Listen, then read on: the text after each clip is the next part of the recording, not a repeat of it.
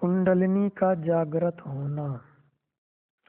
क्योंकि यह विषय इतना लोकप्रिय हो गया है और रहस्यवादी विषयों के लेखकों ने इस बारे में इतनी अधिक चर्चा की है।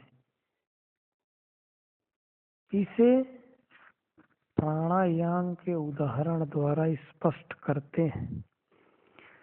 प्राणायाम का अभ्यास करने से स्वाधिष्ठान केंद्र अथवा इंद्रिय चक्र में कुंडलिनी सुप्त अवस्था से जागृत अवस्था में आ जाती है। इंद्रिय चक्र का संबंध प्रजनन से है। मनुष्य के शरीर में यह रचना की प्रक्रिया से जुड़ा हुआ केंद्र है। कुंडलिनी एक महान शक्ति है। उचित अभ्यास करके जब यह जागृत की जाती है तो यह शक्ति रीढ़ की हड्डी के मध्य मार्ग के बीच से ऊपर की ओर उठती है। संत इसे सुषुम्ना मार्ग कहते हैं, जिसके साथ साथ दो छोटे मार्ग भी हैं। इनमें से बाईं ओर के मार्ग को ईड़ा और दाईं ओर के मार्ग को पिंगला कहते हैं।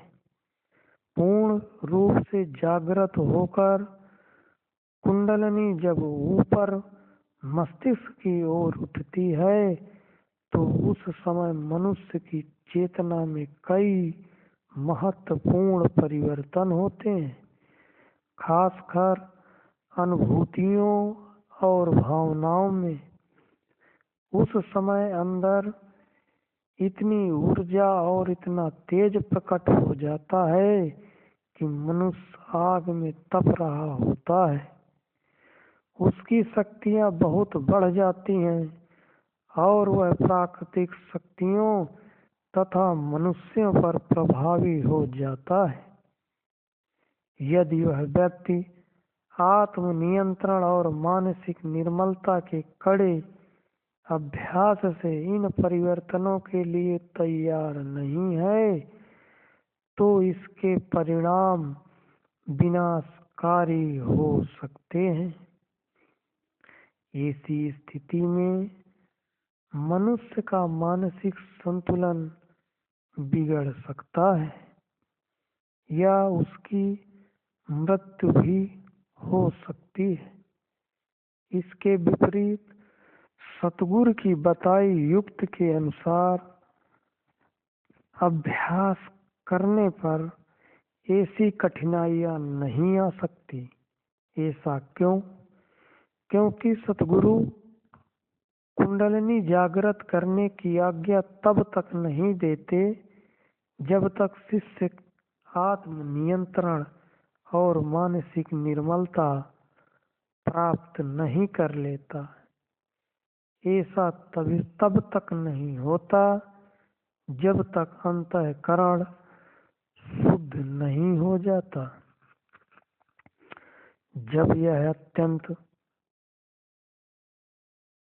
यह एक अत्यंत महत्वपूर्ण विषय है।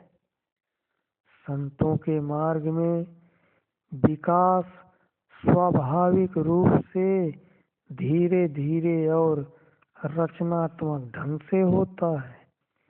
यह जबरदस्ती तथा जल्दबाजी से किया जाने वाला काम नहीं है। यही कारण है कि कभी कभी योगियों के मार्ग की तुलना में इस मार्ग पर प्रकाश देर से दिखाई देता है, परंतु सतगुरु के मार्ग पर ऊपर की ओर उन्नति बड़ी तीव्र गति से होती है। जब किसी योगियों के मार्ग पर ऐसा नहीं होता। संतों के मार्ग उन ऊंचाइयों की ओर ले जाता है जिनकी योगियों ने कभी सपने में कल्पना नहीं की। सतगुरु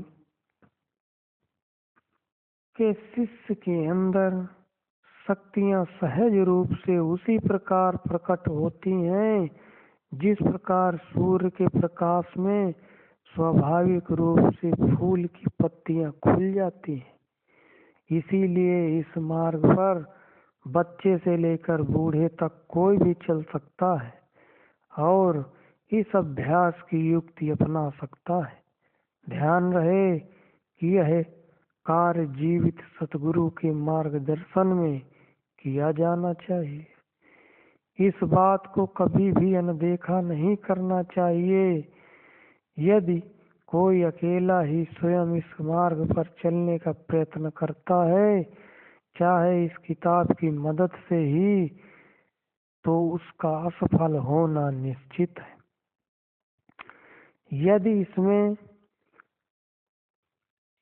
यदि हमें इस संसार का संपूर्ण ज्ञान प्राप्त है परंतु सतगुरु से हमारा मिलाप नहीं हुआ, तो समझो हमारे पास कुछ भी नहीं है।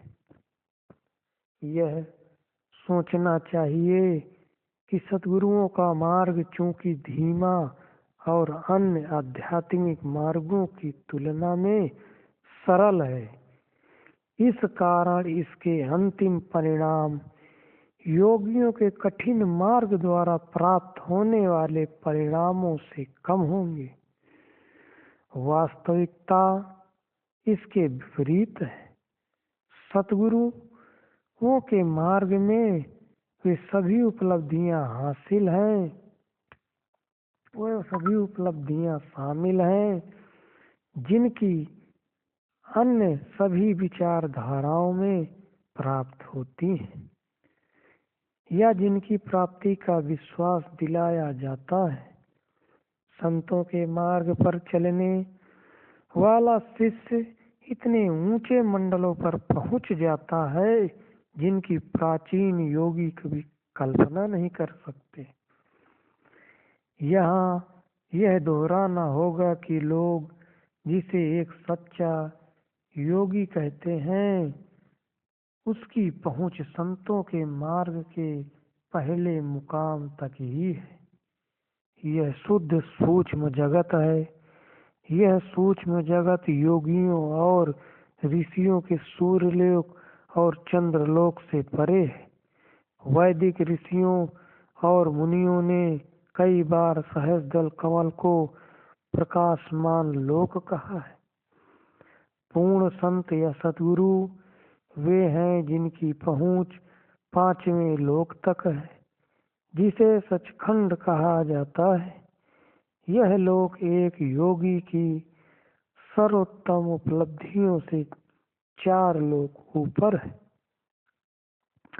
योगी या ऋषि की तुलना में संत का ज्ञान तथा शक्तियां कहीं अधिक होती हैं।